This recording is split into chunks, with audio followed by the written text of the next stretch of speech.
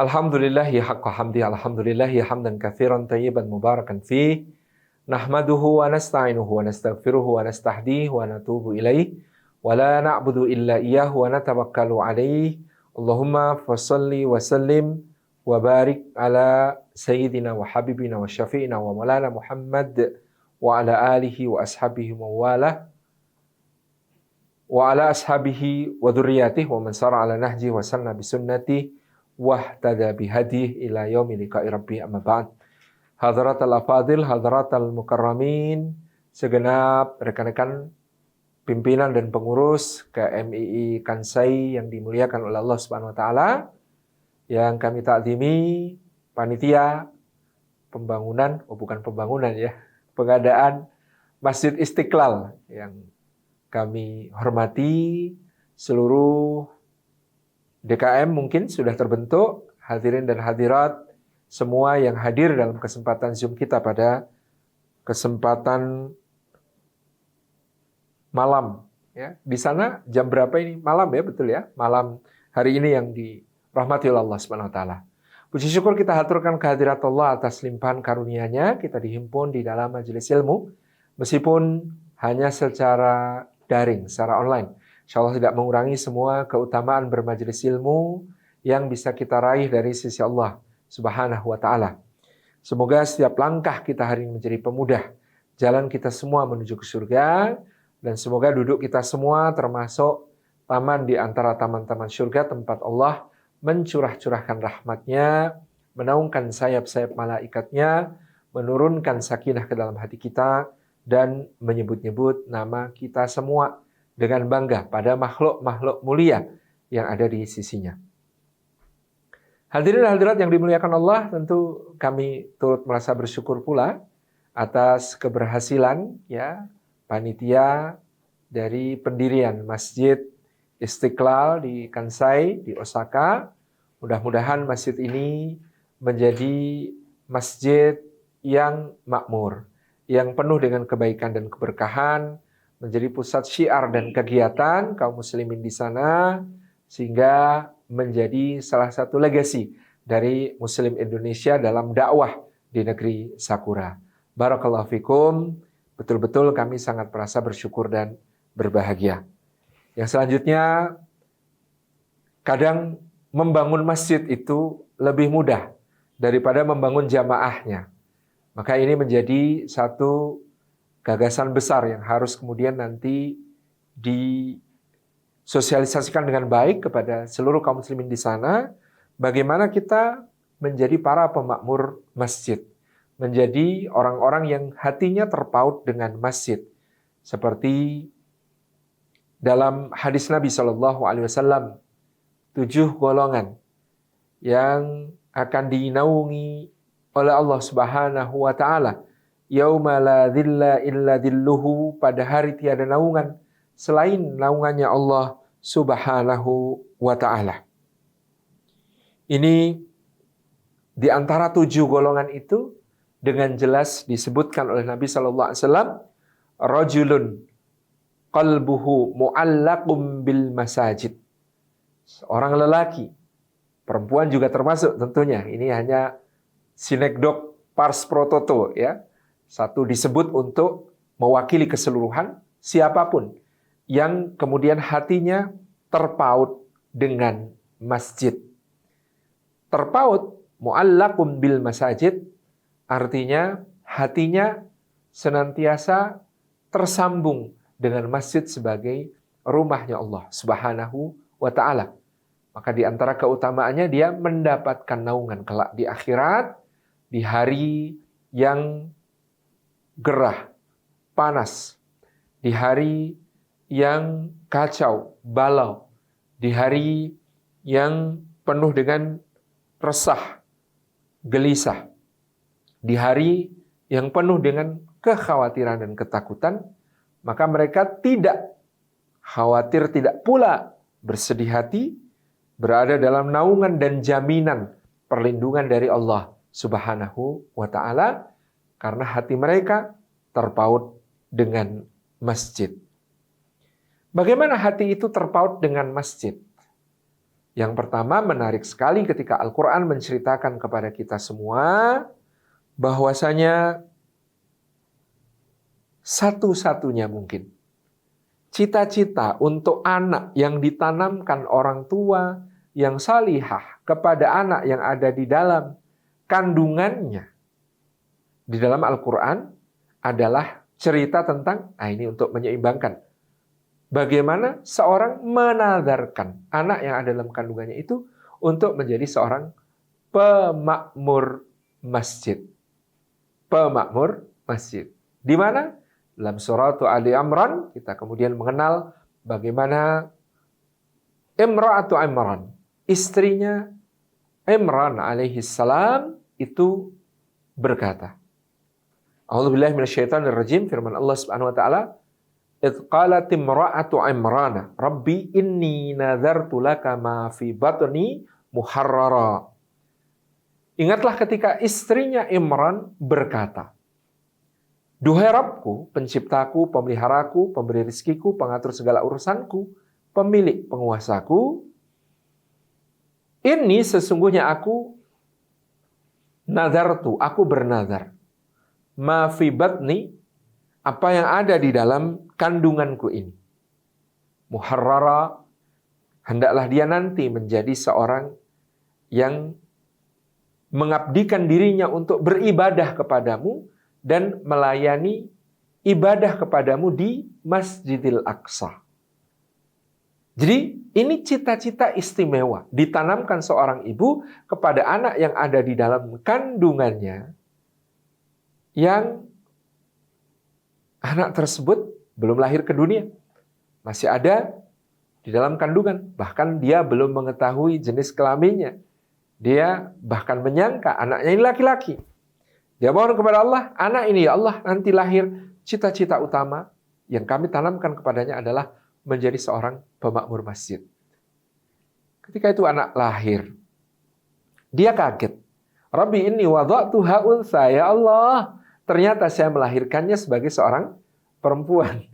Padahal saya berharap dia adalah seorang laki-laki yang akan memakmurkan Masjidil Aqsa. Tetapi Allah sudah menerima nazar itu dengan baik. Allah mengabulkan nazar itu dengan baik, maka anak itu pun, Sayyidah Maryam, menjadi pemakmur masjid di Baitul Maqdis. Dia kemudian ditempatkan di dalam sebuah mihrab di bawah tanggungan dan pengawasan Nabiullah Zakaria alaihi salam. Di bawah bimbingan orang yang saleh, nabi yang saleh, menjadilah Maryam pemakmur Masjidil Aqsa. Dan sekaligus kita bisa bercerita tentang keutamaan memakmurkan masjid dari cita-cita tinggi ya, yang kemudian ditanamkan oleh ibundanya untuk menjadi pemakmur masjid itu. Maka sudah selayaknya kita semua menanamkan cita-cita menjadi pemakmur masjid kepada diri kita dan juga kepada anak-anak kita. Sebagai sebuah hal utama dalam hidupnya. Apa profesinya? Pemakmur masjid. Sampingannya dokter spesialis kandungan. Apa profesinya? Pemakmur masjid. Apa sampingannya? Pemborong, developer, proyek, pemilik lahan-lahan perumahan. Nah, apa profesinya? Pemakmur masjid. Apa sampingannya? Bupati. Nah, apa profesinya? Pemakmur masjid. Apa sampingannya? Menteri BUMN. Apa profesinya? Pemakmur masjid. Apa sampingannya? Presiden Republik Indonesia. Suatu saat kita berharap ya bahwa pemimpin lahir dari masjid dan adalah seorang pemakmur masjid, sebagaimana nadar istri Imran untuk anaknya dicita-citakan dia menjadi pemakmur masjid. Apa fadilah keutamanya? Masjid itu rumah Allah, masjid itu Baitullah, tempat yang paling berkah di muka bumi. Kalau kita bekerja kepada orang, kita membersihkan sampah di rumahnya, kita menyiangi rumput di halamannya, kita menyapu lantainya, mengepelnya, membersihkan kaca-kacanya. Kira-kira kalau kita bekerja kepada orang, apakah kita akan dibayar dengan pekerjaan-pekerjaan semacam itu? Jelas. Bahkan ketika misalnya kita mengajukan diri sebagai sebuah kerelawan, izin, saya mau bersih-bersih di sini gitu ya, pasti paling tidak disuguh nanti sarapan, makanan kecil, ya, lain sebagainya. Dan itulah kalau kita kemudian bekerja untuk rumahnya Allah, ya. Kalau makhluk saja akan memberikan suatu ungkapan terima kasih karena telah mengurus rumahnya, maka lebih-lebih ini adalah Rabb semesta alam. Sebagaimana kemudian kita dapati dalam kisah Maryam, ada yang menakjubkan bahkan bagi seorang nabi. Kullama dakhala 'alaiha Zakaria al-mihraba wajada 'indaha rizqa qala anna laki hadza. Setiap kali Zakaria alaihissalam masuk ke mihrab tempat Maryam beribadah kepada Allah, memakmurkan masjid Allah, wajada 'indaha rizqa.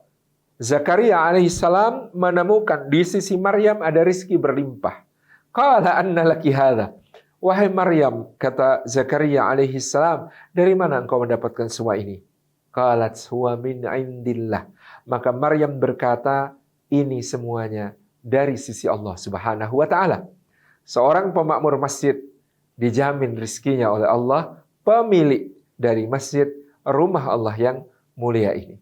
Ini sebuah hal yang dari dahulu ditanamkan kepada kami di Masjid Jogokarian, sehingga Masjid Jogokarian ini meskipun DKM-nya anggotanya banyak, yang berstatus pegawai bergaji, ya jari 5 ini cukup untuk menghitung. Yang lainnya semuanya bekerja sebagai relawan tanpa gaji mengurus Masjid Allah Subhanahu wa taala, karena semua yakin siapa yang mengurusnya rumah Allah Subhanahu wa taala, Allah jamin rezekinya. Maka banyak ya testimoni dari kawan-kawan yang aktif mengurus masjid, mengurus pemakmuran masjid, bisnisnya berkembang, bisnisnya lancar, bisnisnya menjadi sesuatu yang berkembang pesat dan lain sebagainya.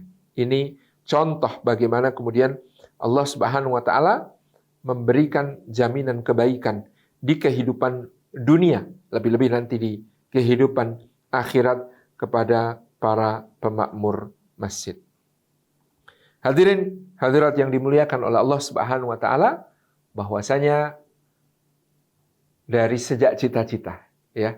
Tadi wa rajulun qalbuhu mu'allaqum bil masajid.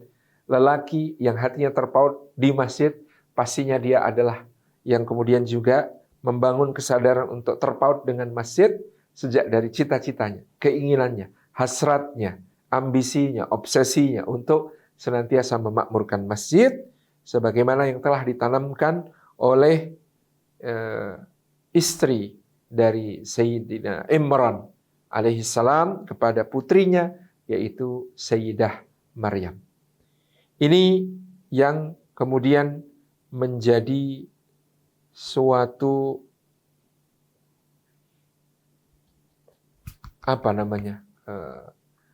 penguatan di hati kita semuanya untuk tidak ragu menjadi lelaki yang hatinya terpaut dengan masjid, perempuan yang hatinya terpaut dengan masjid, dengan bercita-cita sejak awal dan yakin kepada jaminannya Allah Subhanahu wa taala. Yang berikutnya tentu contoh dari Nabi Shallallahu alaihi wasallam adalah bagaimana lelaki yang terpaut hatinya dengan masjid ini, lelaki yang memakmurkan masjid. Lelaki yang memakmurkan masjid tentunya oleh Allah Subhanahu wa ta'ala diberikan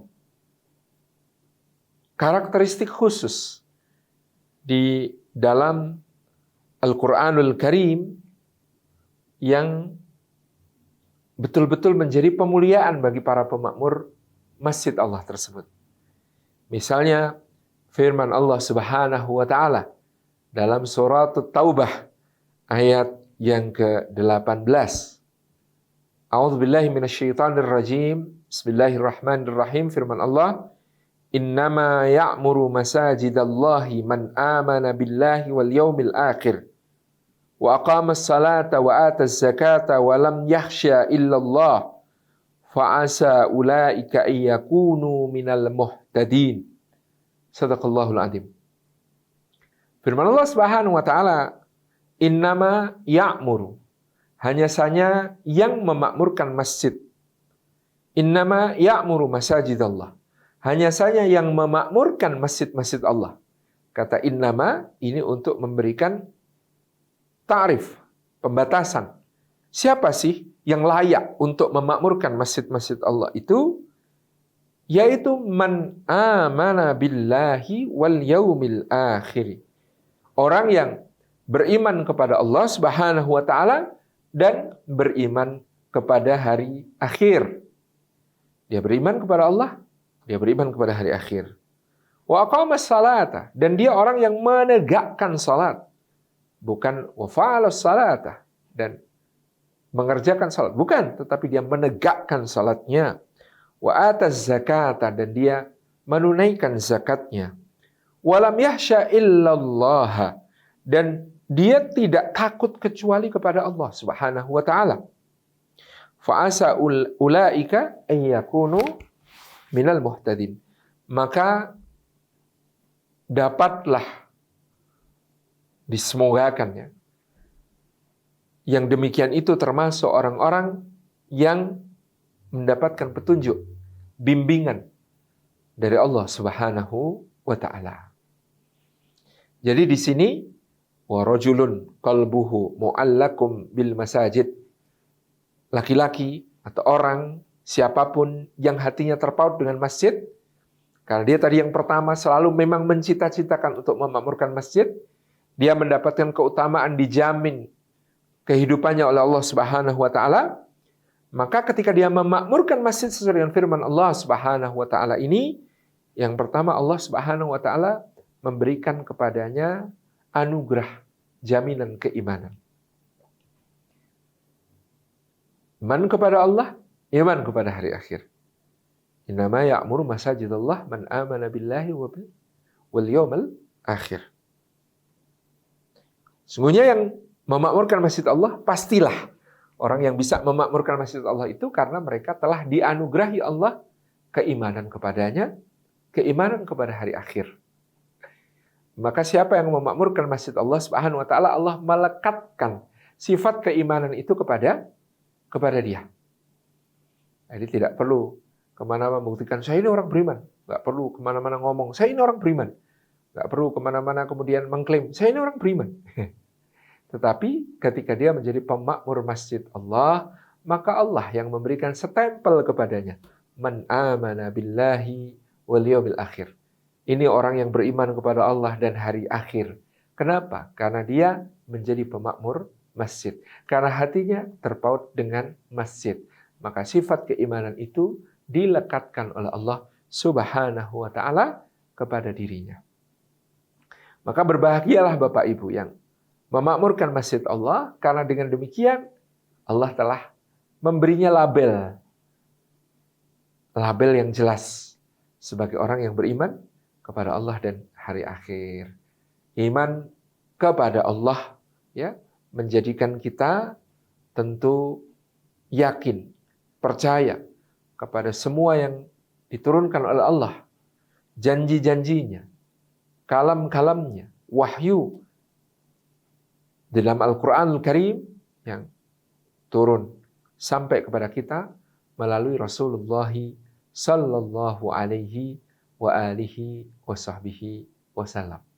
Ini dengan keyakinan itu, dengan iman itu, kita menjadi tenang, tentram ya, di dalam kehidupan kita, karena kita berada dalam pemeliharaan Allah yang maha perkasa lagi maha bijaksana.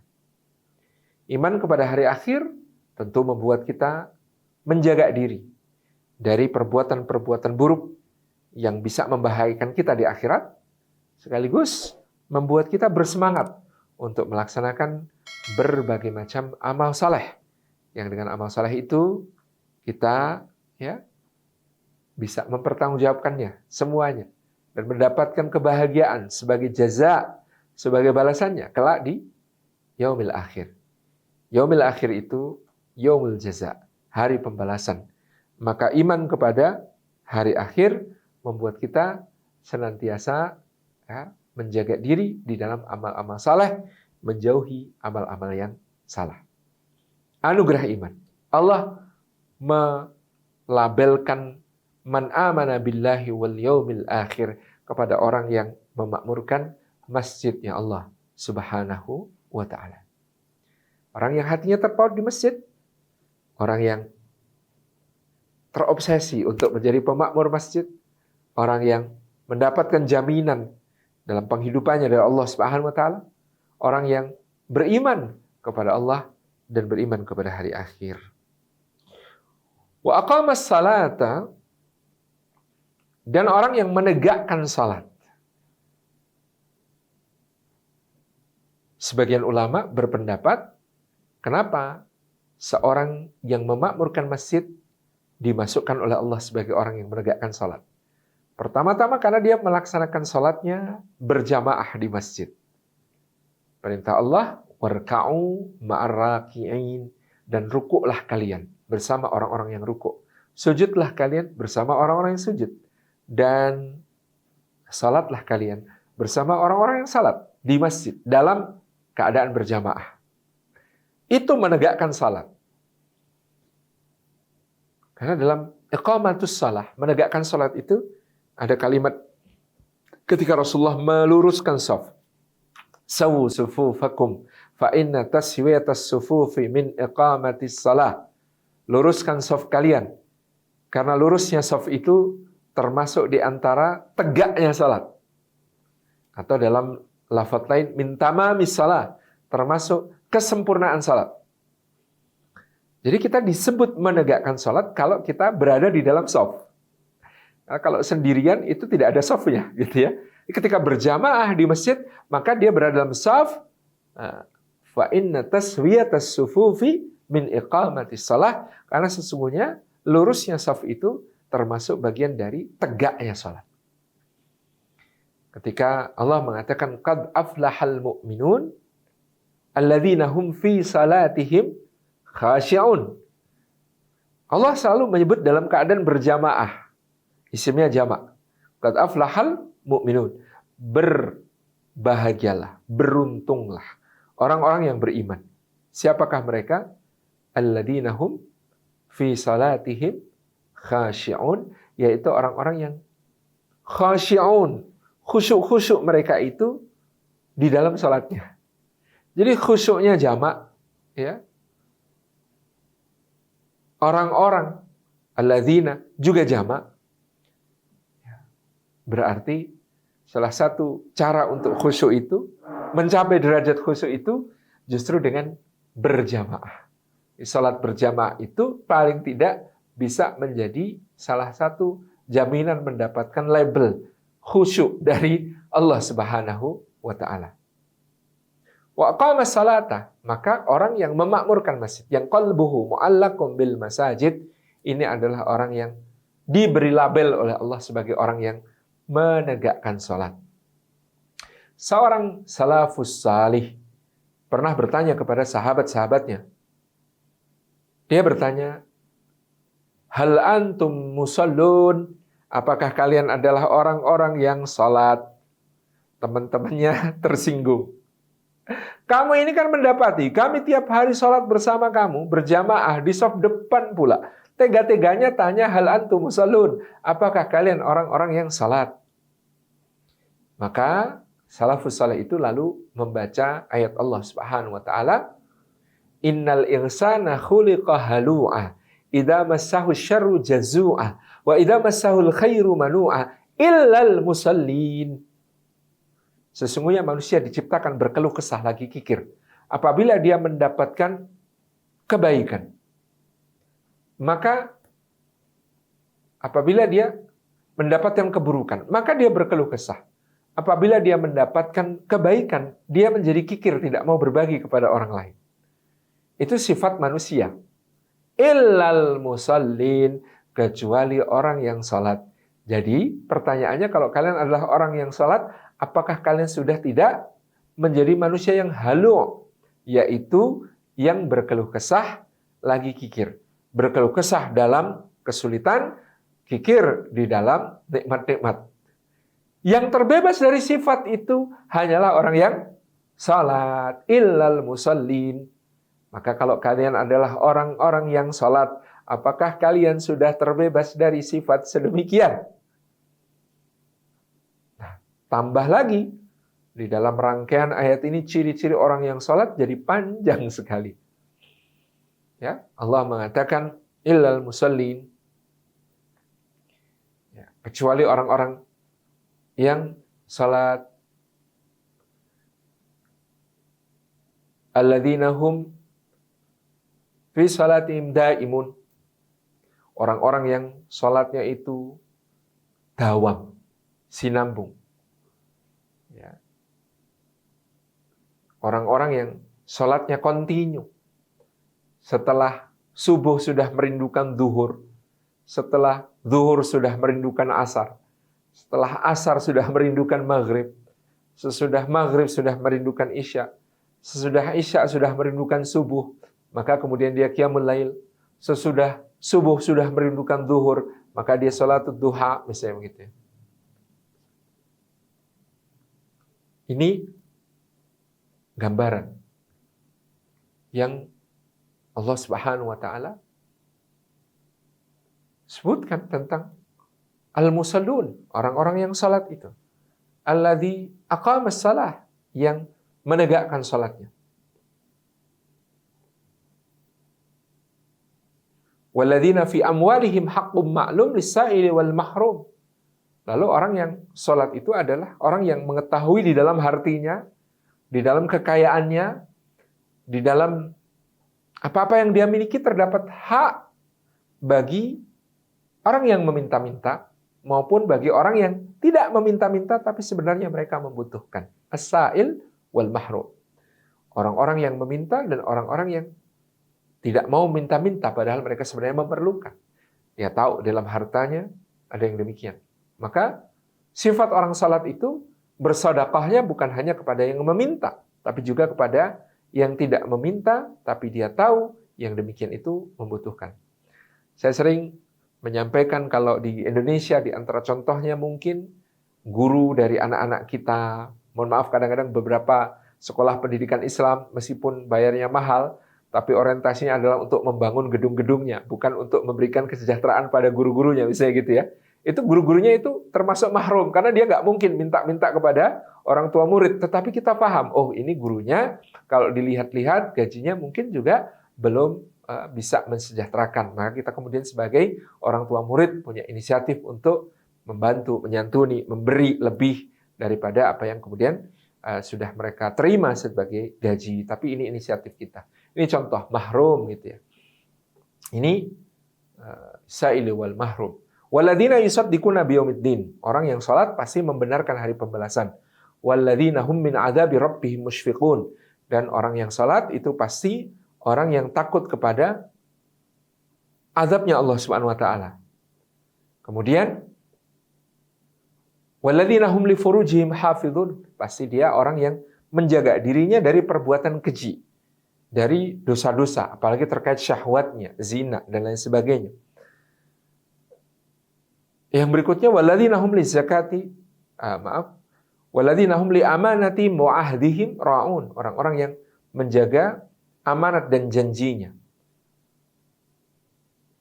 Walladzina hum bisyahadatihim qaimun, dan orang-orang yang selalu tegak terhadap apa yang dipersaksikannya. Walladzina hum ala salatihim yuhafidun, dan orang yang senantiasa menjaga salat-salatnya. Ulaika fi jannati mukramun. Demikian itu berada di dalam surga lagi dimuliakan.